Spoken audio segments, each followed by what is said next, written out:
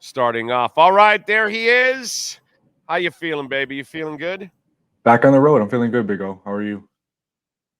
Yep. That's a hotel you're in. Yeah, Yes, I that could is a tell you're not hotel. in the white room.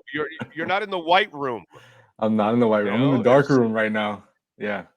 yeah, exactly. I was if we didn't get hit by YouTube for any little thing, Yeah. I would probably play for you and your entry song, the White Room song. That song, how's it go? Something in the white room with black curtains near the station. Anyway, so none of you guys know what the hell I'm talking about because neither one of you two are rockheads. Anyway, how we doing injury wise going into the Celtics game tonight? Decent. Same two guys are out. Haywood Highsmith and Josh Richardson. They both didn't travel on the trip, so I would expect they wouldn't. They probably won't be back until at least the Heat return, right? Return home in a week. Um, Okay. and then Duncan Robinson is probable. Jaime Jaquez is probable.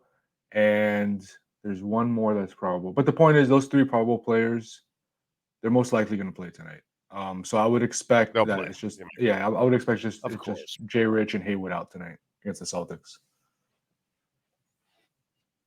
I got to tell you, bro, for 13 minutes, my man had 6 points on 3 for 3 shooting, 2 rebounds, 2 assists, 2 steals.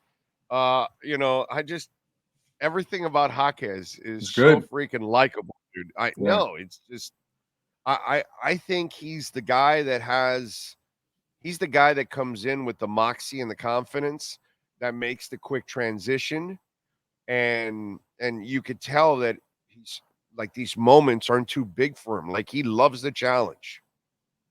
Yeah, no, he could tell he's a gamer. And he was on a minutes restriction in that opener because of the groin injury. Um, but he looked healthy and he said he felt good. He's His just, legs, trusting that his yeah. legs, his legs Yeah. didn't move like he had a growing injury, bro. No, he looked good. He looked sharp. He said he's trusting the doctors that to put him in the best position possible. He's going to play whatever minutes they give him. But he looks like he can play a little some more. But yeah, just his footwork, like uh, his IQ, basketball IQ, making the right passes out of the post. I mean, the fact that Eric Spoelstra was running offense through him in the mid post in his first NBA regular Right. season game. When is the last time he's ever done that? Right? Like Tyler Hero's on the floor, Caleb Martin's on the floor, and they're throwing the ball to Jaime Jaquez in the post and letting him run the offense. And he's producing Dude, efficient it's offense shit out of it. you can't teach. It's Yeah, shit you can't teach right. because you're getting a more ready-made player, and that was the beauty of 25, 35, 45 years ago when we were watching basketball, that you played basketball for Dean Smith for 4 years. You played with Denny Crum for 4 years. You played with Lou Carnesecca for 4 years. You played with Jim Boeheim for 4 years, sometimes even 5. And so by the time you got out of college, you were a much more rounded player and ready to go. And then there's a lot of times now you're just getting guys and they're so freaking green. And Right. so now you've got to teach them everything.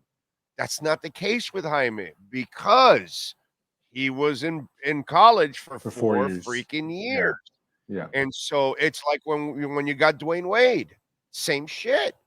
You ended up getting a mature player mentally, physically, because you were able to put him in all kinds of positions in college. Because if you're there for 4 years, you're going to be in winning situations and losing situations, trailing, leading, having to carry, whatever it Yeah. is. You're in every scenario possible, so they're able to see you. When you're a one and done, you're not in every scenario. Your body hasn't grown. Your mind hasn't grown. You haven't seen everything. And that's the problem. And that's what I love about Jaquez. That's why when we were talking in the offseason Yeah. about the trade, trade Jovic. Trade Jovic. Right. Don't trade me Jaquez. Trade me Jovic. This is a team that's closer to and look what's going on right now. Yeah. Jovic isn't playing. Growing and all, Yeah. right. Growing and all, Jaquez plays. Jovic, he's watching. Why? Yeah. Because he's still a baby, bro. Right. Still a He's baby. 20 years old. He's 20 years old. And, Jaquez is 22. He's played 4 years at UCLA, a bunch of big games under his belt where he's had to be the guy. He know, I mean, you could just tell he's very polished for a rookie. Definitely very polished. It'll be interesting because he played 13 minutes, didn't take a three, which he has to play to his strengths, right? His strengths are in the mid post, what we saw in the opener. But I don't know if I'm not sure. I have to look back if he played with Jimmy. He didn't play with Jimmy much. But I just don't know. I wonder if that would be effective for them to share the floor together because they do a lot of the same Oh, things. They operate in the same spaces. That'll be interesting.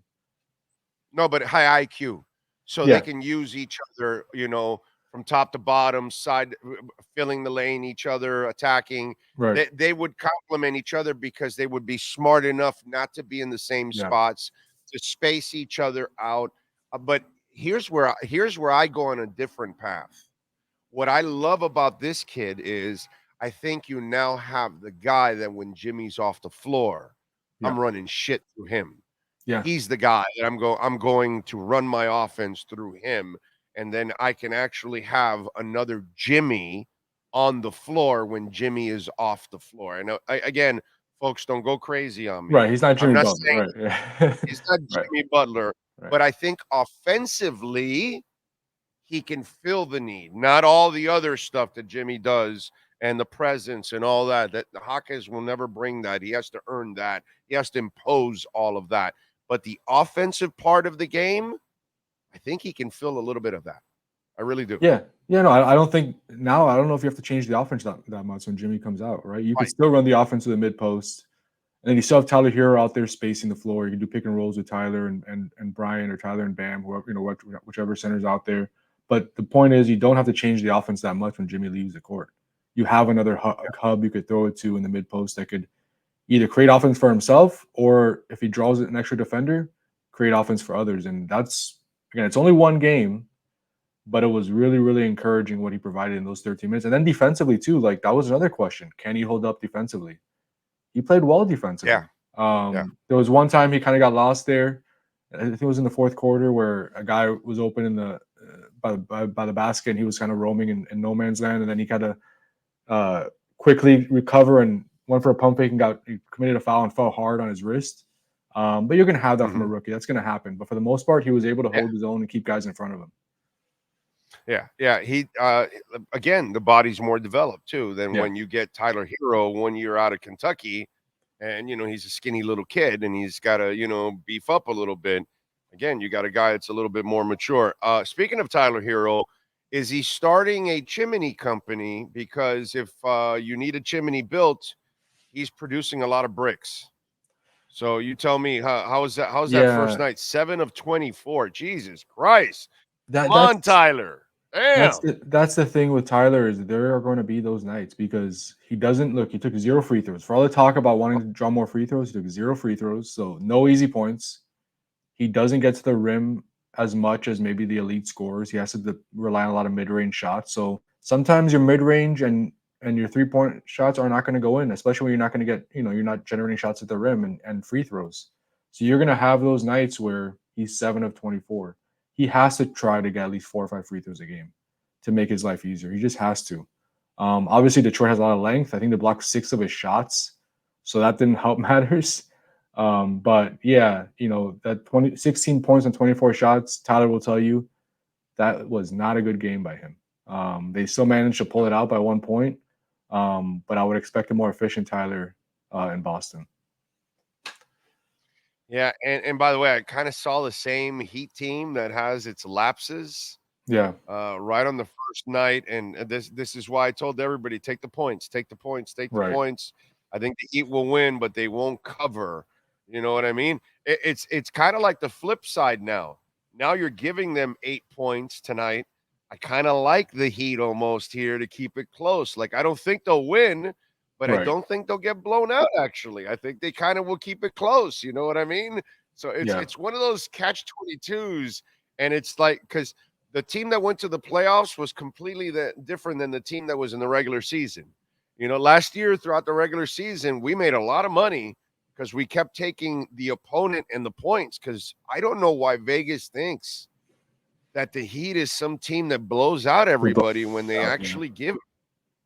Yeah, they let everybody into the game all the time. And sure enough, did you guys? Because I don't think I remember watching the whole press conference. Have you guys talked to Spo about those lapses? What did he say? He said that he liked some of the shots they got, but Oh, some of them did he just went in and freeze? out. Oh, there- You see, am I good? He said he liked some of the shots they now you got, are. but Go ahead. some of them just went in and out. So he put a positive spin on it. He said, "Look, these are good things for us. Like, that's how we. This happened to us last year. It was a good. They were good experiences for us. This is how we get our late game package, fixed early, work through it in these real game situations." So he put a positive spin on it. But obviously, never want to blow a 19-point lead and win by 1 point, especially against a team that finished with the NBA's worst record last year. So yes, they Yeah. won the game, but was it a good win? I wouldn't classify it as a good Oh win. When you outscore a no. team by 16 points and points off turnovers, and have it right in front of me, 12 points on you outscore them by 12 points on the foul line, and you still win by 1 point. That is not Yeah. good. That is not good. Yeah. But look, that's who the Heat are. That's what they've been since last season. That's what this roster is. They're going to play in a lot of close games. Um, because they don't have the high-powered offense to blow teams out. They just don't. Every once in a while they will, but for the most part, if you're playing the odds, last year I think 2/3 of the regular season games were clutch games. It's Right. probably going to be very similar this year. That's just what this team is. What do you think about tonight against Boston and Porzingis? Which again, Um, I just buy yeah, this Porzingis move. I don't think Boston is as good as they were actually, to be quite honest. And I think time will prove that. I don't even think they'll be as tough as they've been in the past. I think the Marcus Smart loss is huge. yeah. Robert Williams. I Yeah, yeah, yeah. I think this is a vulnerable team, actually. Overall. But you tell me, what do you think? they're not as deep as they've been in past years. And if Porzingis gets hurt, which look, he's injury prone, right? I mean, that's fair to say at this point. I mean, it'd be surprising if he plays more than 75 games this year. If he's hurt, if he gets hurt, they're really thin at the front line. They don't have a rim protector. They don't have Robert Williams anymore. Their other big man is Al Horford. I guess Luke Cornett. Uh, but Luke Cornett is not Robert Williams. So, Boston tonight healthy. They have no injuries. They're they have I would say right now a better roster than the Heat, right? Does that mean the Heat can't win? No. Obviously, we saw last year what happened, but but it's Boston's home opener. I'm really interested to see how the Heat match up against Boston's starting lineup when Jason Tatum, Jalen Brown, Drew Holiday. Um, who's gonna go? I mean, with the Heat starting lineup of that includes Tyler Hero, Kyle Lowry, and Kevin Love, how are they gonna match up against that starting five? Yeah. That is not going to be easy. It's interesting. So You gave me a food for thought here. Um, Boston is more top heavy, yeah, but Miami might be deeper. yeah, I think so. Yeah, they're yes, And so I think that's that kind fair. of right? That kind of might offset some of what goes on, because when you go to your second units, I might trust more what Miami has over Boston in the Yeah, second unit. So I think they're deeper, and I think that brings a little bit more balance to this matchup. Actually, yeah, they're gonna have to probably win this game with their bench, right? Because those are the minutes they can win. They could win. They could expand the lead or come back or make up for maybe the starting group struggles. Because I just don't know. I don't know how you match up with the Celtics starting five with the way the Heat start games right now. Who's guarding Jason Tatum? right? Is it Bam Adebayo? Then who's guarding Jalen Brown? Right. Is it Tyler Hero? So it's gonna be tough. Who's and Kyle Lowry on Drew Holiday, and I guess Kevin Love on Porzingis. But Kevin Love is giving up a lot of size in that matchup. So very Yeah. very interested to see how Eric Spoelstra plays this. Could we see a lot of zone tonight? Maybe that's a possibility. But Eric Spoelstra doesn't have to get creative to make this work against Boston starting five, because like you said, maybe not as deep as they were in past years, but Boston starting five when they're healthy is one of the best in the NBA.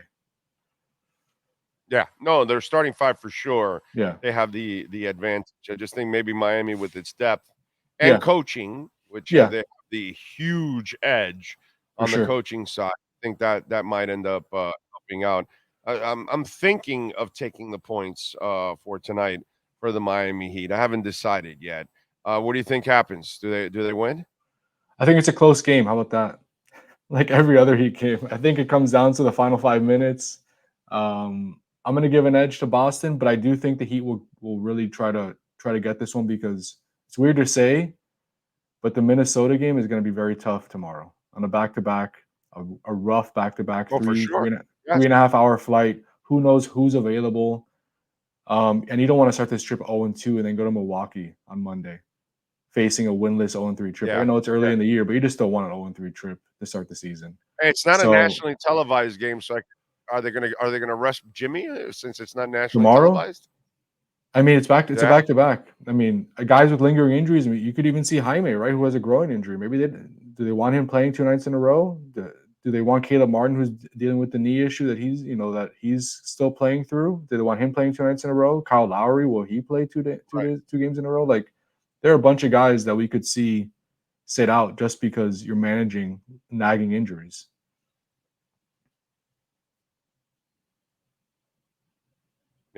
Yeah, I'm with you there. All right, follow him on Twitter at Anthony_Chiang. Catch his work there at the Miami Herald, and catch him twice a week here doing his thing with the BaptistHealth.net/ortho Miami Heat Report. Anthony, appreciate you, my brother. Safe in your travels. We will catch up next Tuesday. Thanks, Big O. Have a good weekend.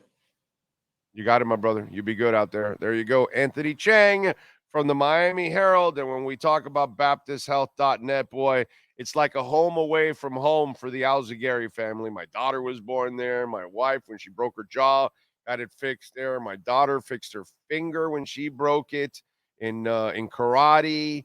What else? My 5 stents in my heart. I had my colonoscopy there. My wife had her colonoscopy there.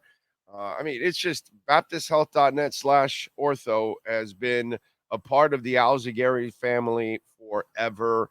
And it's a place that I trust. I trust for myself, my entire family. And folks, when we talk about Baptist Health, they have locations from Monroe County to Palm Beach County, in Boynton Beach, Bethesda East and West. We've got, obviously, the original in Kendall Drive and 89th Street. That's where my daughter was born. Fisherman's Community in Marathon Key, Mariners Hospital in Tavernier Key, Boca Raton Regional, West Kendall Baptist. I mean, it's all over the place in Homestead, you name it. We're all over South Florida. BaptistHealth.net/ortho.